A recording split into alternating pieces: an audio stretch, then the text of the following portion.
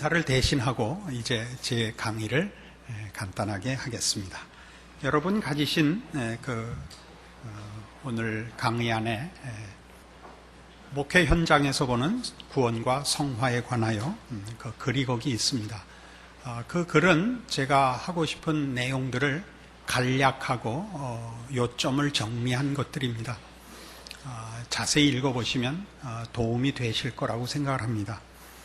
지금 강의 시간에는 그걸 다 읽을 필요는 없고 중심되는 것을 요약하여 초점에 강조를 두어서 간단하게 설명을 드리겠습니다. 모든 성도들의 신앙적 소원은 다 성령 충만이라 이렇게 요약할 수 있습니다. 성령 충만을 요구하는 이유는 구체적으로 둘로 나눌 수 있습니다. 하나는 죄에 대한 신앙적인 승리, 그리고 또 하나는 하나님께 바쳐지는 우리의 헌신이 열매를 맺는 적극적인 신앙의 가치 있는 현실, 이것이 성령 충만을 소원하는 구체적인 이유가 됩니다. 그런데 이 문제에서 제가 제 글에서나 제가 한국교회에서 가지는 발언과 제 책임은 이것입니다. 그 소원에 걸맞는 현실이 없다는 사실에 대한 문제와 왜 그런가 하는 데 대한 설명을 성경적으로 하기를 원합니다.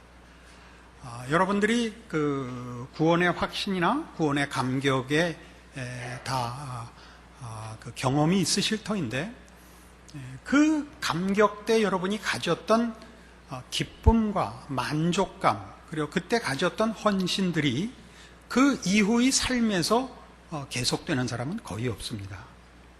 거의 대부분은 그 감격과 그 열정이 짧은 시간 안에 사그러들고 체념할 수밖에 없는 현실 속에 있는 자신을 발견합니다.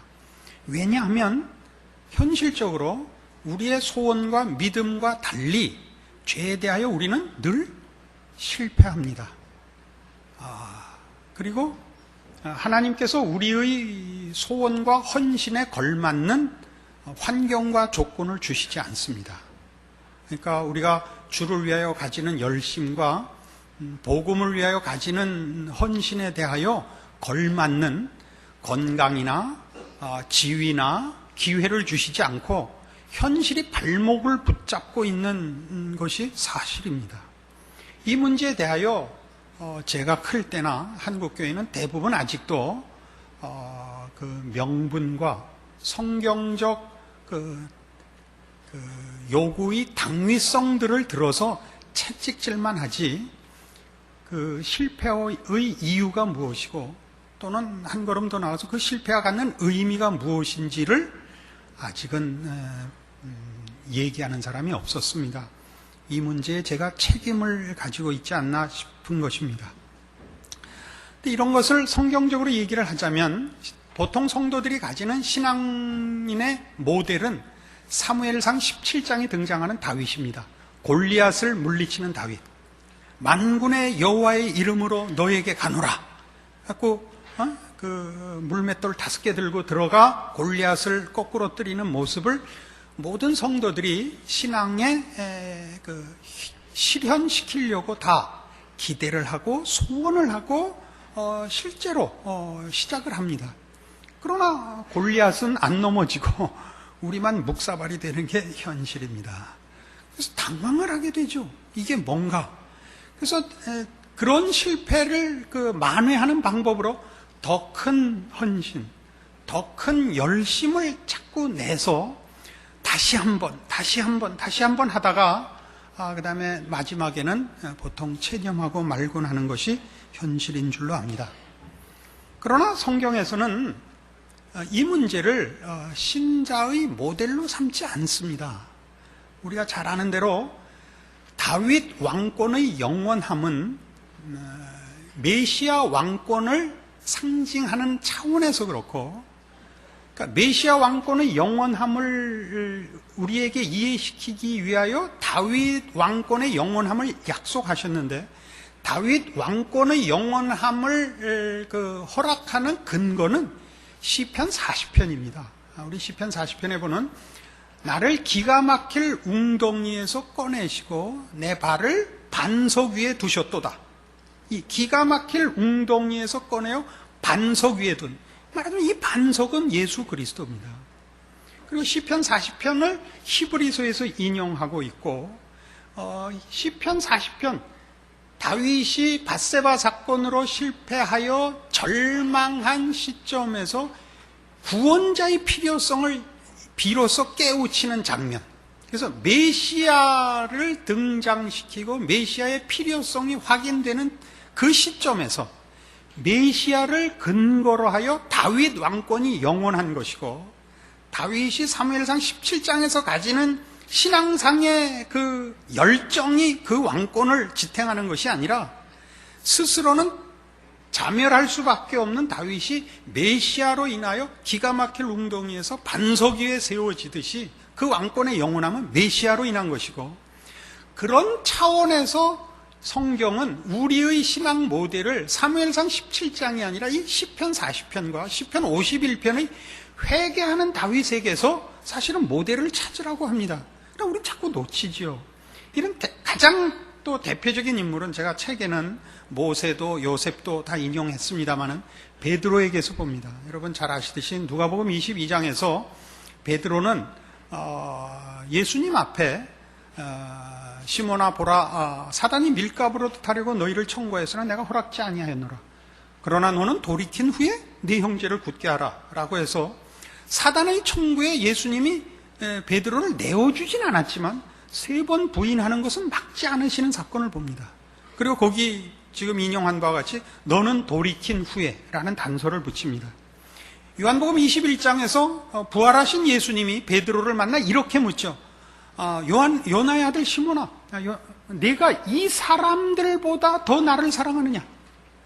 왜냐하면 마태복음 26장에서 베드로가 다 주를 버릴지라도 나는 이라고 쟀거든요. 그러니까 이 사람들보다 더 나를, 그러니까 베드로가 뭐라고 대답하냐면 주여 제가 주를 사랑하는 줄 주께서 아시나이다 라고 해요. 주께서 아시나이다. 내가 주를 사랑하는 것이 진심인 것도 아시고 이 진심이 무력한 것도 아십니다 라는 답을 비로소 하는 겁니다. 그러니까 그래서 이제 베드로가 사도직이 회복이 될 때 그 사도직의 회복은 보면 그가 이제 베드로가 더 이상 자신의 힘으로 그의 신앙과 그의 헌신을 근거하지 않고 예수 그리스도를 근거로 하고 있음을 성경이 보여주는 것입니다. 그러니까 무슨 얘기냐면 바울에게서도 동일하게 나타나는데, 바울이 고린도후서 1장 8절과 9절에서 형제들아 우리가 아시아에서 당한 고난을 너희가 모르기를 내가 원치 아니하노니 우리가 마음에 사형 선고를 내렸다. 왜 그런 일이 있었느냐? 이는 하나님이 우리를 의뢰하지 말고 하나님만 의뢰하게 하려 하심이라 그럽니다. 이런 내용들은 다 무슨 얘기냐 하면 우리의 신앙상의 승리를 성경은 외적인 승리, 믿음이라는 이름으로 쉽게 하는 승리, 조금 후에 설명했습니다. 그렇게 간단한 것이 아니라 우리 안에서 자기 의를 뽑아내는 싸움으로 끌고 가심을 말합니다. 이게 무슨 얘기냐? 로마서 7장 24절에서 굉장히 제 강이 뛰는 겁니다. 이렇게 산 위로 뛰는 거니까 골짜기에 빠지는 사람은 난 모르겠습니다. 건너오는 사람만 들읍시다.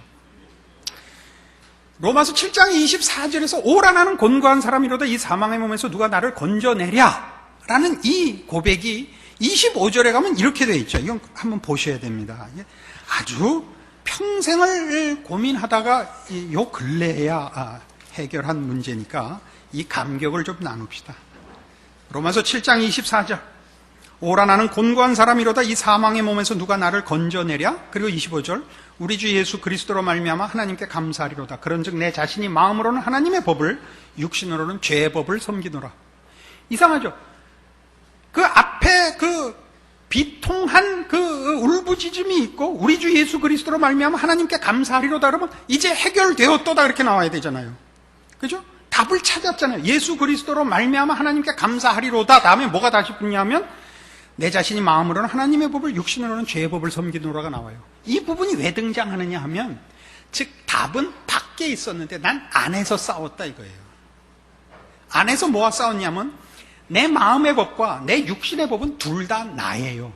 아까도 얘기했지만 믿음이나 신앙이라는 말을 논할 때 우리는 자칫 잘못하면 신앙이라는 이름으로 죄에 대한 승리와 하나님의 사람으로의 실천을 내 안에 새로운 구원받은 자라는 이름으로 새로운 생산 공장을 가질 수 있다고 자꾸 생각을 해요.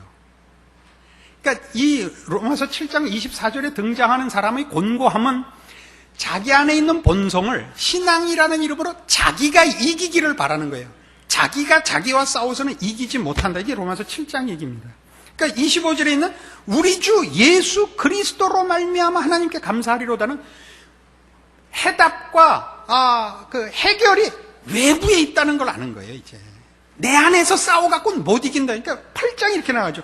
그러므로 이제 그리스도 예수 안에 있는 자에게는, 이게 복음의 정수입니다.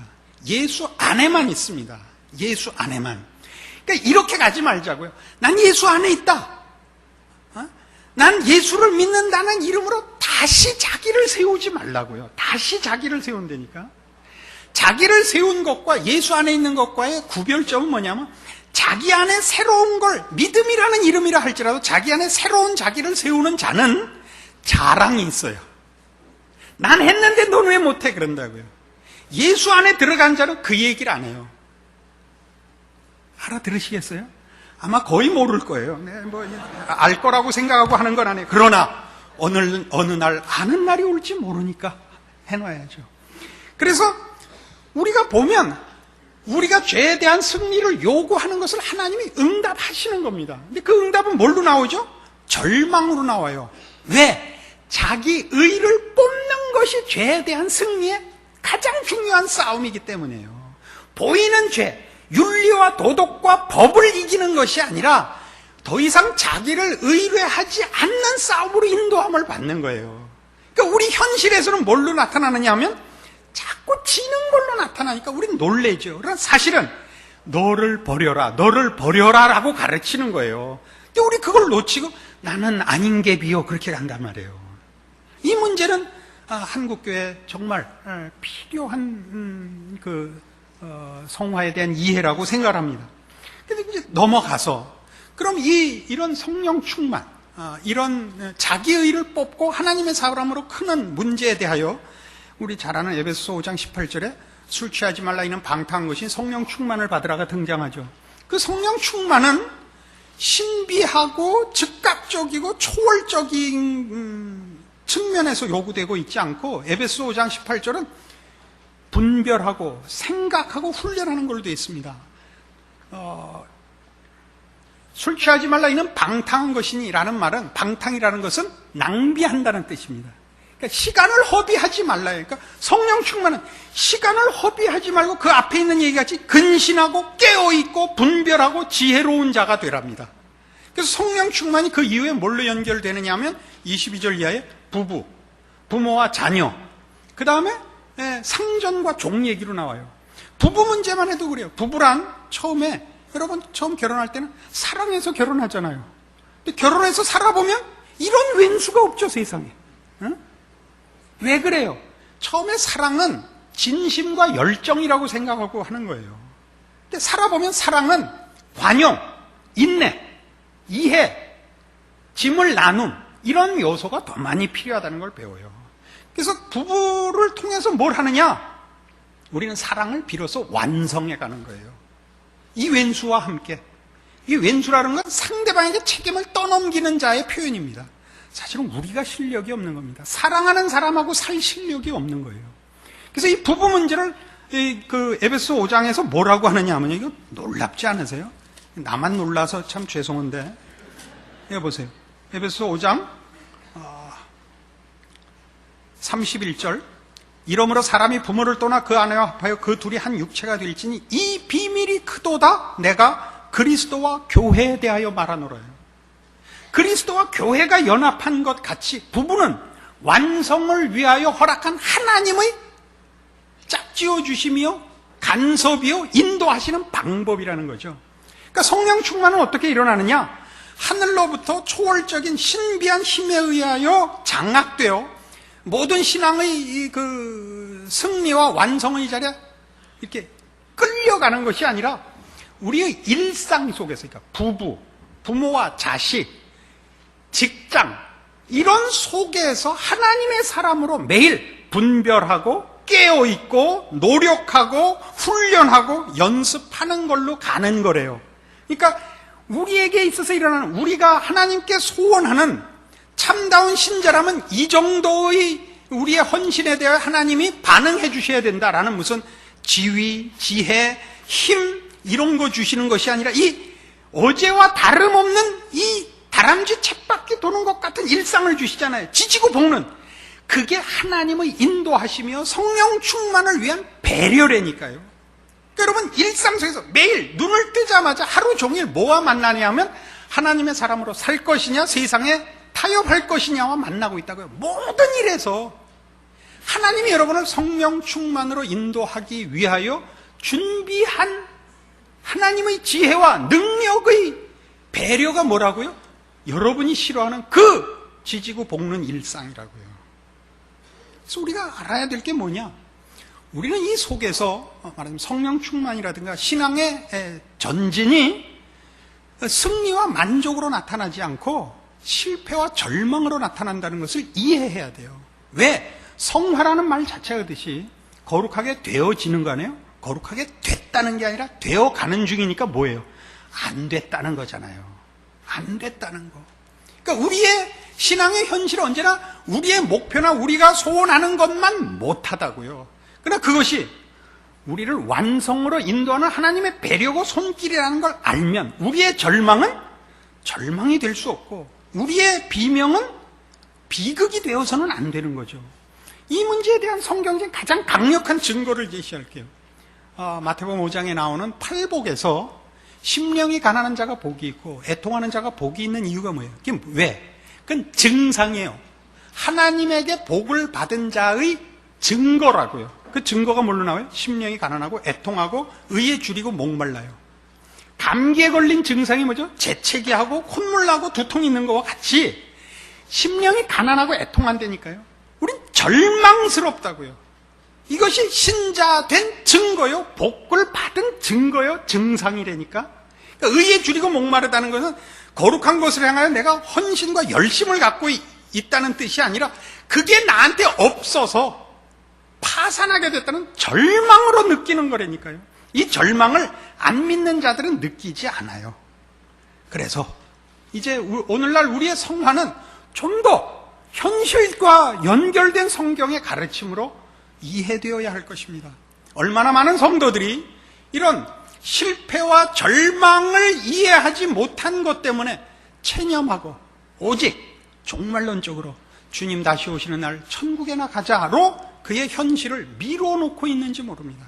그러지 마시고 매일의 삶을 그 속에서 매번 연습하여 기어코 이기고 승리하는 날을 위하여 하나님이 준비하셨다는 걸 알고 한 번 넘어지고 두 번 넘어지고 세 번 넘어지고 그럼 더 일어나 결국 승리의 날과 승리의 자리에 가고야 만다 라는 믿음을 확보하는 것, 그것이 성경이 가르치는 성도들의 운명이요 현실이요 우리의 약속된 성화입니다.